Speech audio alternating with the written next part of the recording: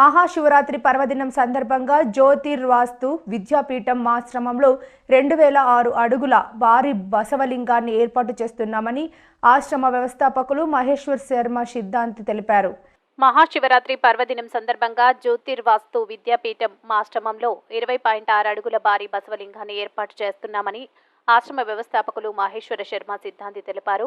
ఈ బాస్మా లింగాన్ని తయారు చేసేందుకు 108 టన్నుల బాస్మాని వినియోగిస్తున్నామని, బాస్మాని అహోబిలం, అరుణగిరి క్షేత్రాల్లో మంజిర నదిలో ప్రత్యేకించి తయారు చేస్తున్నామన్నారు. ఈ మహోత్సవానికి సుమారు 2 లక్షల మంది భక్తులు హాజరవుతున్నారని, భక్తులకు అన్ని రకాల ఏర్పాట్లు చేస్తున్నామని వివరించారు. ఈ నెల 8వ తేదీన మహాశివరాత్రి రోజున భక్తులకు అభిషేకం చేసే అవకాశం కల్పిస్తున్నామని, భక్తులు ఈ సదవకాశాన్ని సద్వినియోగం చేసుకుని పరమశివుని కృపకు పాత్రుడు కావాలని సిద్ధాంతి తెలిపారు.